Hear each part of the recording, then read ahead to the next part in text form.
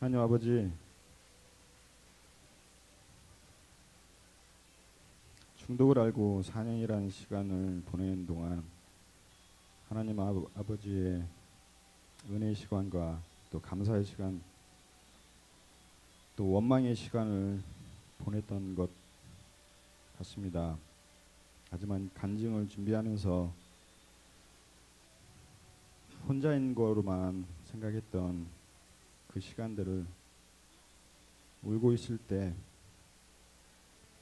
아버지께서 같이 울고 계시는 그러한 부분을 느끼는 시간이었습니다.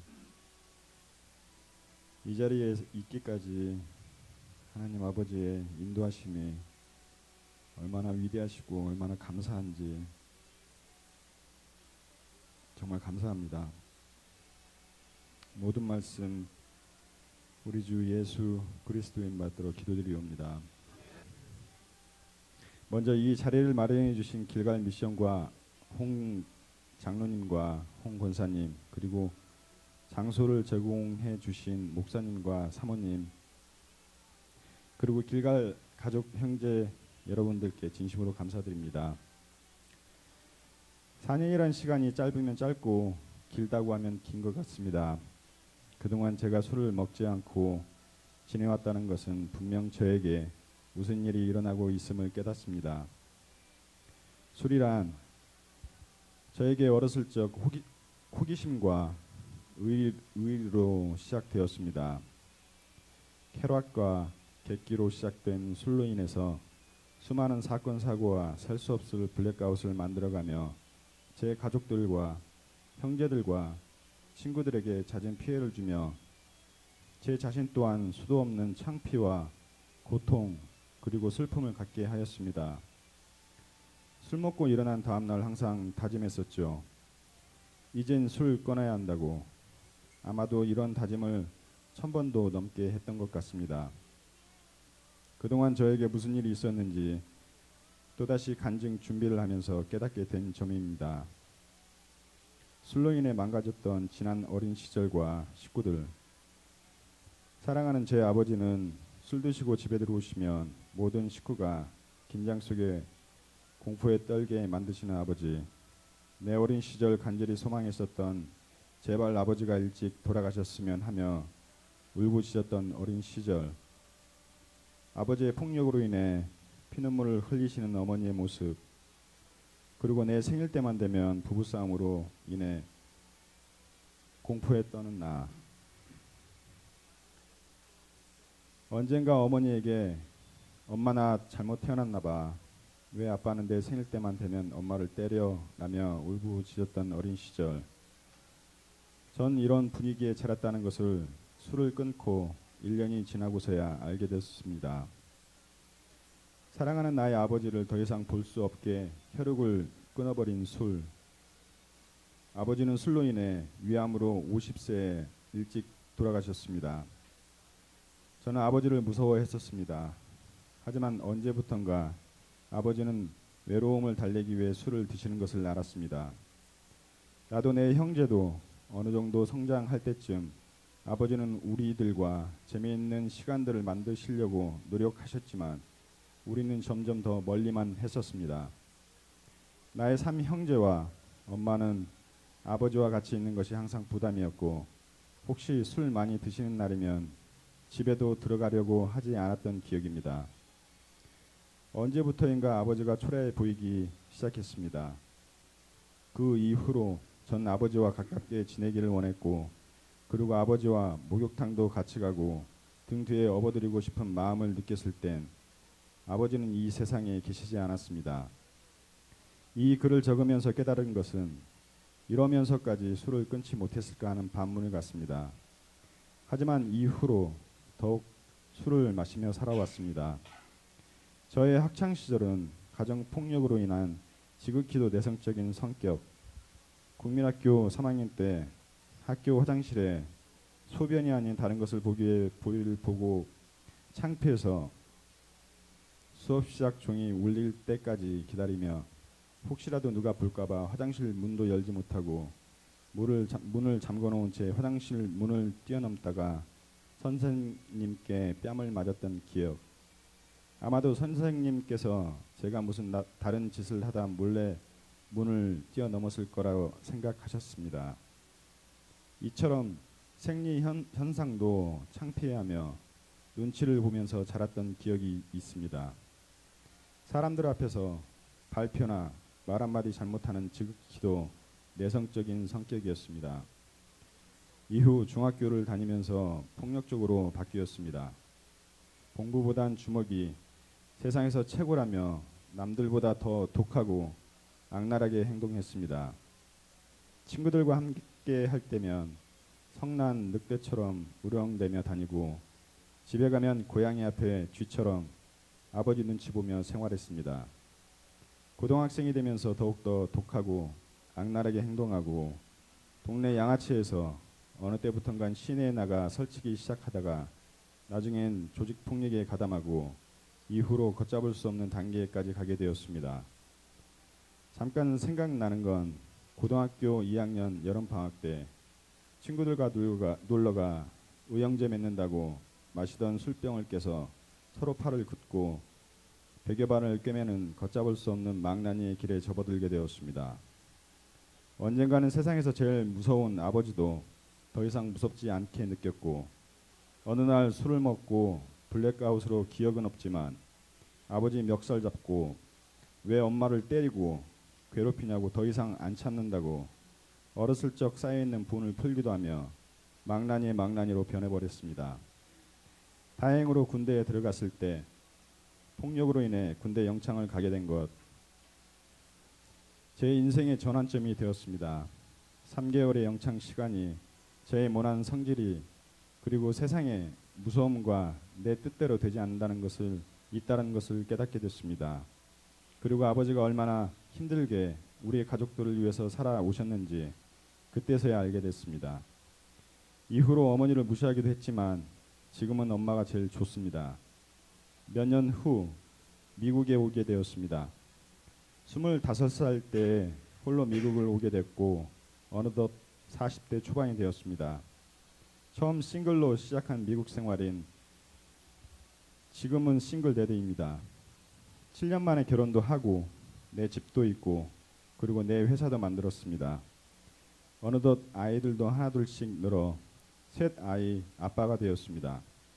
하지만 결혼한 지 7년 만에 막내 아들 1살 때 집에서 쫓겨난 날이 오게 되었습니다. 이유는 술입니다.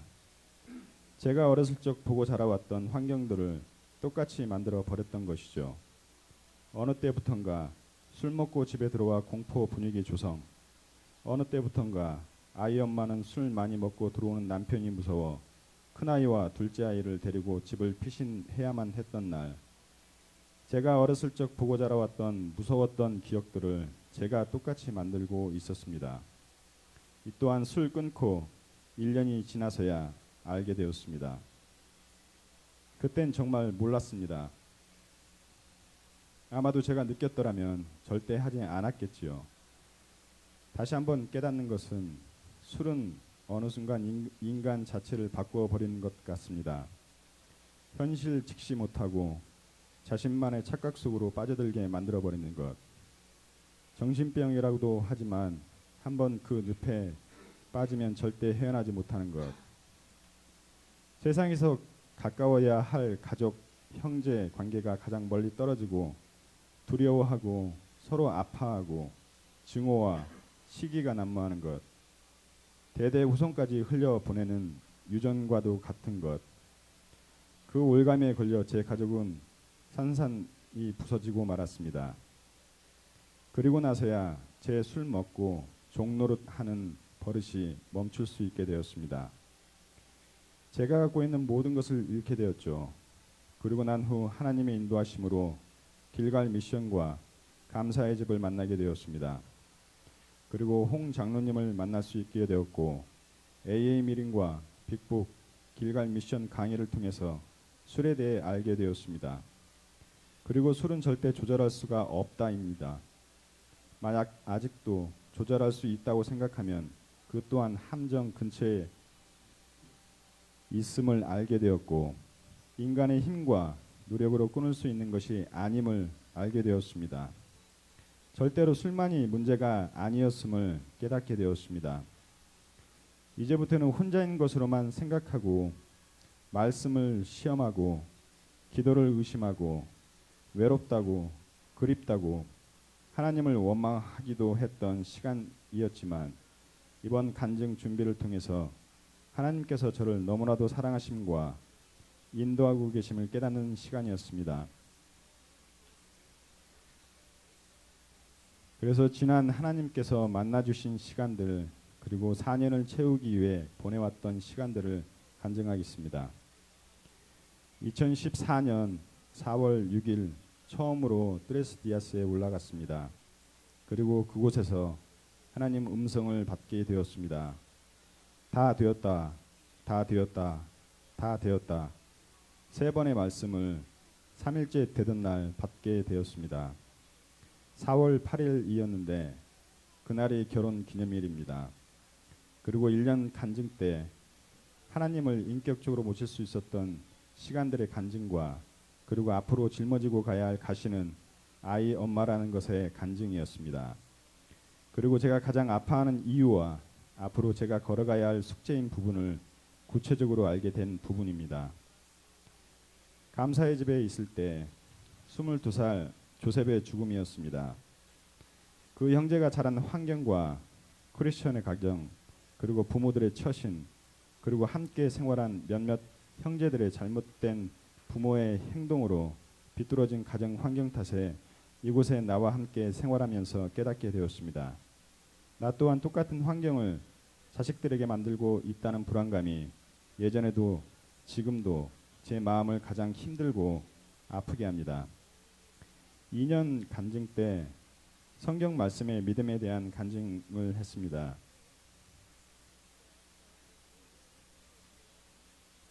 (3년) 간증 때는 미팅의 중요성에 대한 간증. 2016년 2월 7일 제 생일인데 그날 팀 멤버로 트레스 디아스에 올라갔습니다. 봉사를 하기 위해 올라갔었지만 멀쩡했던 제가 숙소에 짐을 풀자마자 갑자기 아파 오히려 봉사를 받기만 하고 3일째 되던 날 혼자 내려왔습니다. 올라간 첫날 2월 7일 또다시 하나님 음성을 받았습니다. 말씀하시길 내가 산에서 내려오면 내 머리로서는 상상도 할 수 없는 것들을 이미 준비해 두었단다 라고 말씀하시매 하나님 감사합니다. 감사합니다 라며 눈물 콧물 흘렸던 시간이었습니다. 이후 마음속으로 내심 무언가를 기다리며 뭘까? 무슨 선물을 주실까? 라며 물질적인 부분에 해당되는 것들을 유심히 찾고 있었습니다. 하지만 이제 생각해 보니 그 이후부터 그렇지 않아도 바닥 생활이었다고 생각했지만 정말 이해할 수 없는 상황들과 더 이상 떨어질 곳은 없다고 생각했지만 더 깊은 바닥 생활이 시작되었다는 것을 깨닫고 있습니다. 3년 간증 이후 집에서 쫓겨난 후 처음으로 방 같은 방에서 그것도 매주 아이들과 거실에서 또는 부엌에서 아이들과 함께 음식도 만들 수 있는 나 혼자 쓸 수 있는 화장실과 샤워실, 그 아파트에서 직장을 잃고 집을 옮겨야만 하는 상황을 시작으로 더 이상 아이들과 함께 할 공간이 지금까지도 없습니다. 지인들에게 뒤통수 맞고 태어난 척 툴툴 털어버리고 잊어버리려고 노력한 날들, 간증을 준비하면서 알게 된 것은 집에서 쫓겨나 지난 4년 동안 13번의 직장을 옮기고 15번의 이사를 했습니다. 나름 순간순간마다 신중히 했던 적도 있었지만 그때그때 상황에 따라 최선의 방법이라고 생각하고 결정했었습니다. 사우나에서 잠자리를 해결하고 땡스기빙 때, 크리스마스 때, 아이들 생일 때 어느 날의 순간 사우나에도 갈 수 없어 며칠 동안 차에서 잠을 자기도 하고 정말 안타까웠던 기억은 차에서 자던 날 새벽에 한국에서 어머님이 전화와 사랑하는 내 아들 보고 싶다며 우시는 어머니. 그때 마음은 제가 지금 뭐 하자고 살고 있나 하는 마음이었습니다. 2017년 올해 1월 1일 사우나에서 잠을 자다 잠깐 10분을 늦게 체크아웃을 했다고 카운터 아주머니에게 혼쭐 나고 새해이니까 봐준다고 다음에는 1분만 늦어도 더 돈 내야 한다는 말에 감사히 새해를 맞았습니다. 올해 초부터는 우버라는 택시를 하면서 2,600명에 가까운 사람들을 만났습니다. 어린 아이부터 할머니, 할아버지까지 별의별 상황들이 많았던 것 같습니다. 술, 마약, 사랑, 유혹, 행복, 아픔, 슬픔에 잠긴 사람들, 헤아릴 수 없는 서로 다른 상황들의 삶의 이야기를 통해 모두가 눈에 보이는 것처럼 행복하게 살지는 않구나. 어떤 이들은 저보다 훨씬 어려운 환경 속에서도 더 꿋꿋하게 살아가고 있었습니다. 오히려 저에게 더욱더 용기와 희망을 주는 형제 자매들. 피부 색깔이 다르고 언어가 달라도 모두가 하나님의 자녀라는 것을 깨닫고 배웠습니다. 더 이상 내 민족, 내 형제, 내 식구들이라는 좁은 마음에서 벗어나 보다 넓은 마음과 더 멀리 바라볼 수 있는 포부를 품게 되었습니다. 더욱 제 자신을 성장시킬 수 있는 시간이었다고 믿게 되었습니다. 어느 주일 예배날 예배 시작 전 교회 옆길에 신문으로 얼굴을 덮고 자고 있는 홈리스를 무심코 바라보며 교회 안으로 들어갔습니다. 예배를 마치고 오는 길에 누워있던 홈리스와 눈이 마주치게 되었고 무심결에 멈추어 서서 그녀에게 단돈 5불을 건넸습니다. 아무 말 없이 건넸습니다. 그때 느꼈던 그녀의 모습은 이 세계에 발을 디딘 지 한 달도 채 되지 않아 보였습니다. 50대 백인 여성이었습니다. 돈을 건널 때 그녀의 눈동자와 마주쳤고 뒤돌아 제 차 쪽으로 가는 도중 하염없이 제 눈에서 하염없이 눈물이 흐르고 있었습니다. 알 수 없는 느낌과 함께 차 안에서까지 하염없이 눈물을 흘렸습니다. 왜 이러지? 내가 왜 울고 있지? 난 단지 5불을 건넸을 뿐인데.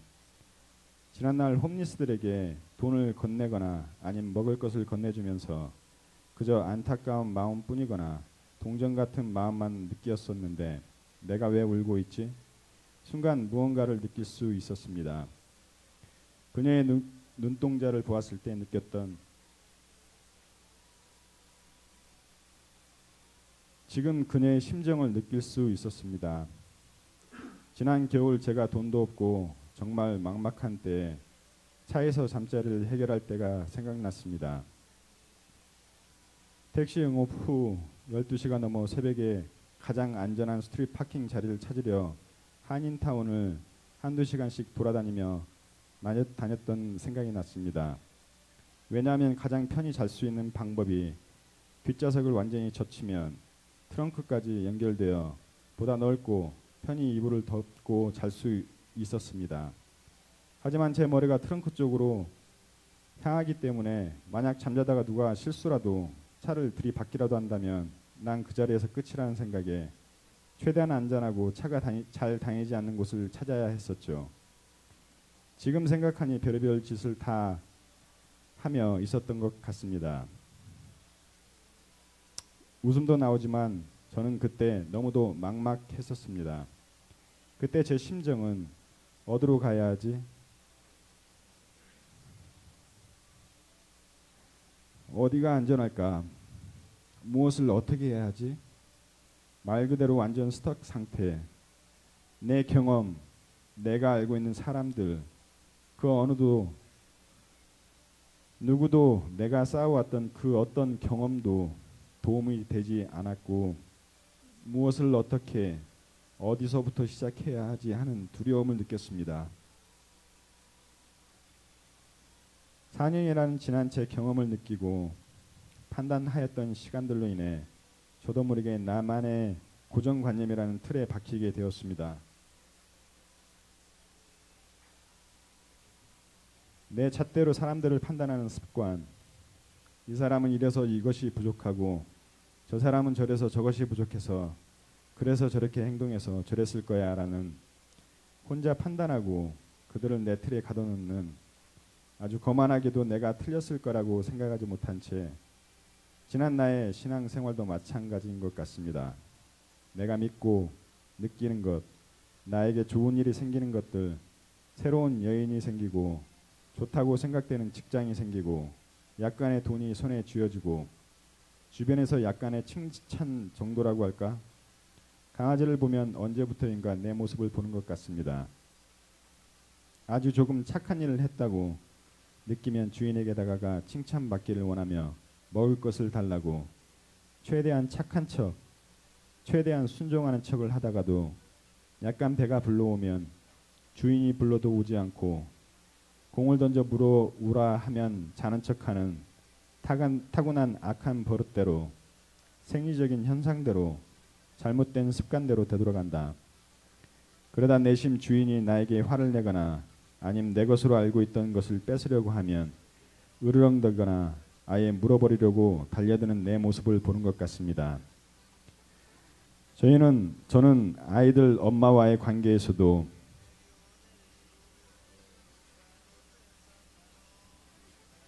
이젠 내가 술도 먹지 않고 신앙생활도 열심히 하고 말씀도 어느 정도 알고 길감 모임에서 들어 알게 되었던 진리의 말씀대로 나는 살고 있다는 착각을 하였습니다.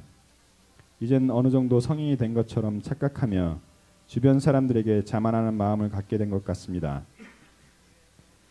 저는 지난 4년 동안 상대인 아이 엄마를 가르치려고만 했었던 것을 깨닫게 되었습니다.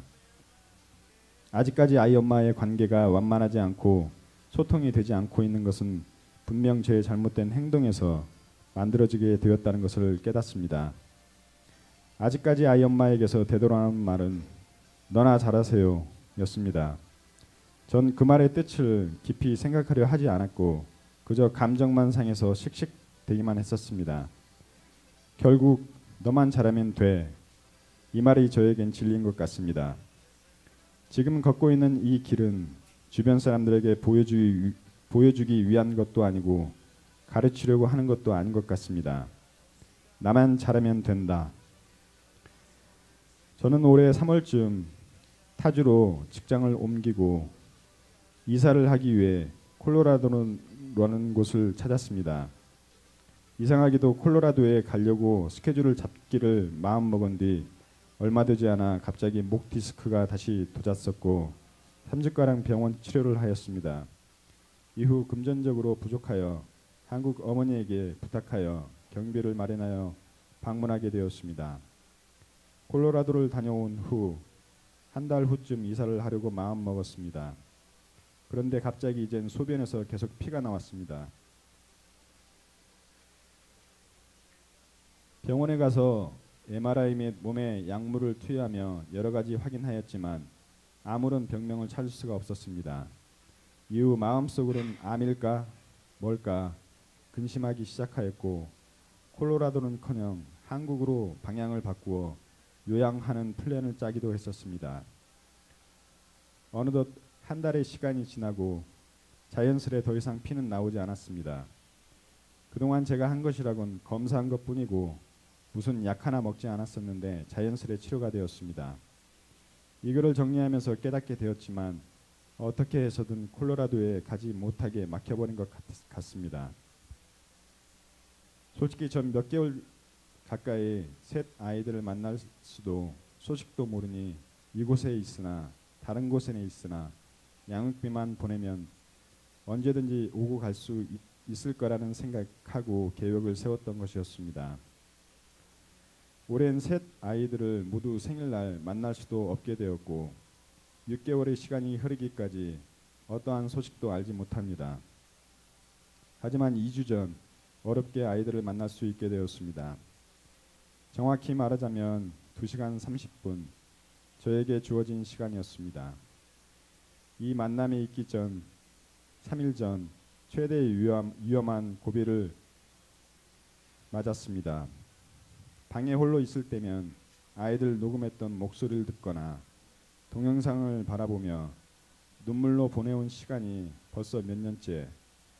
어느 날 일하고 돌아와 아이들이 보고 싶은 충동이 너무 세서 정말 사고를 칠 것 같은 충동이 느꼈습니다. 당장이라도 LA로 올라갈 것만 같았습니다.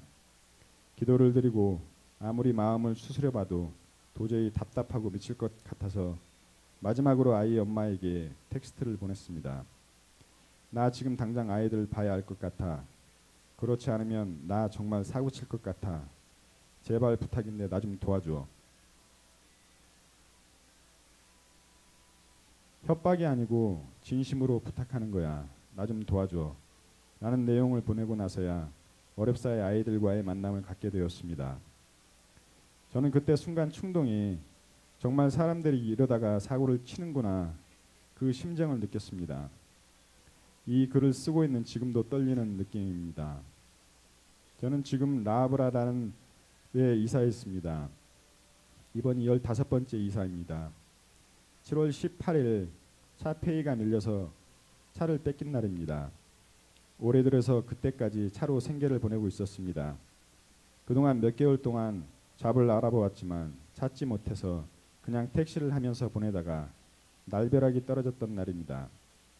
양육비도 생활비도 만들어야 하지만 한순간 모든 것을 또다시 잃어버린 심정이었습니다. 지금 생각해보니 그날의 저의 행동은 너무나 태연하였습니다. 이런 삶이 유스트가 되어서인지는 몰라도 덤덤하게 기도를 드렸습니다. 살려달라는 말씀의 내용보다는 우리 홍 장로님, 홍 권사님 건강, 주변 사람들 위한 기도만 나왔고, 그리고 마지막으로 하나님 저 차 뺏겼어요. 근데 제가 잘못해서요. 돈을 내지 않아서 제 잘못이기에 원망하지 못해요. 저 이대로 내버려 두시지 않을 것 알아요. 라며 기도드리고 잤습니다. 신기하게도 다음날 아침 지인에게 연락이 왔고 그날 바로 차도 해결되고 직장도 3일 후에 갖게 되고 지금의 직장을 갖게 되었습니다. 그래서 부랴부랴 이곳까지 갑자기 이사까지 하게 되었습니다. 저는 이곳에서 일하는 첫날 무언가가 있다는 것을 깨닫게 되었습니다. 이유는 이곳 매니저 유 집사님과 제프 제이 형제입니다. 유 집사님은 재혼한 집사님입니다. 18년 전 2살 된 갓난 아이를 남겨두고 집을 떠나야만 했습니다. 그리고 평생 동안 아이를 만나지 않겠다는 문서에 사인까지 했었다는, 도대체 무슨 큰 죄를 지었다고 이렇게까지 사인까지 하며 자식을 만나지 못하게 했을지 약간 미심적인 부분도 있었지만, 하여튼 갓난 아이였던 아이는 18세가 되어서야 어머니가 세상에 살아 계시다는 것을 알게 되었고, 만남을 갖기 위해 집을 나올 수밖에 없어서 집을 나오게 되었고, 때늦은 어머니와의 만남이 이루어졌던 사연, 그냥 우연이라고 생각되지 않았습니다. 그리고 같은 지금 식당에서 웨이터로 일하고 있는 제프와 제이, 지금은 방학하여 웨이터 일을 하지만 어머님이 6개월 전에 자살하셔서 모든 것이 한순간 바뀌어버린 삶을 살아가고 있는 두 형제. 형제의 제프는 말 수도 없이 어느 정도 컨트롤해가며 생활하는 모습이 대견한 마음이 있지만, 동생인 제이가 심한 알코올 증세를 갖고 있습니다. 매일이다시피 술 때문에 힘들어하는 모습, 음주운전, 가끔씩 마약에도 손을 대고 있는 제이. 가끔 브레이크 타임이 되면 어떻게 해서든 말을 건네보고 타일러도 보았지만 뭐랄까 세상을 원망하다 지쳐 될 대로 되라라며 살아가는 두 형제. 어느 날부턴가 제이와 제프를 위해 기도를 드리기 시작했고, 어느덧 약간의 문이 열렸던 제프, 그리고 최근 들어 마음의 문을 연 제이. 감사의 집과 이혼, 그리고 자살하려고 했던 나의 아픔들을 하나씩 꺼내다 보니 이젠 조금씩 더 다가오는 두 형제. 저는 이런 날이 올 줄은 몰랐지만 제 팔에 찢어진 칼자국처럼 보이는 것을 보고 동생인 제이가 형 옛날에 많이 놀았죠? 라며 말문을 연 제이. 솔직히 칼자국이 누군가의 마음을 열 수 있는 도구로 사용될 줄은 몰랐습니다. 어떻게 하면 이 두 형제가 이 세상 원망에서 벗어나 감사의 눈으로 바뀌게 될지 하며 기도 중입니다. 저는 다시 깨닫고 있는 것은 지난 나의 과거가 다른 어느 누구에게는 다시 일어설 수 있는 힘을 줄 수 있다는 것을 깨닫습니다. 4년 간증을 준비하면서 깨닫게 된 것은 이젠 행동으로 옮겨라입니다. 말로만 하지 말고 지난 길갈 미션을 통해서 배운 것, 중독이란 12단계, 그리고 성경 말씀대로의 삶, 제발 아는 척만 하지 말고 알고 있는 것 행동으로만 옮겨라. 그리고 그분께서 움직이시게 기도드려라입니다. 그리고 이 간증을 준비하면서 제 마음속에서 계속해서 울림을 느꼈던 것은 항상 기뻐하라, 쉬지 말고 기도하라, 범사에 감사하라입니다. 마지막으로 저의 정체성을 테스트하며 깨닫는 시간이었습니다. 또한 고난의 회복 후엔 관계의 회복, 그 다음엔 진정한 축복이 기다리고 있음을 알게 되었습니다. 저의 현 위치는 고난의 회복에서 멈춰 섰지만 이젠 관계의 회복을 하려 합니다. 제 마음의 쓴 뿌리가 이곳 식당을 통해서 흔들리기 시작했고 진정으로 아이들 엄마를 가슴으로 품기로 했습니다. 그 사람을 사랑하기로 했습니다. 이상입니다.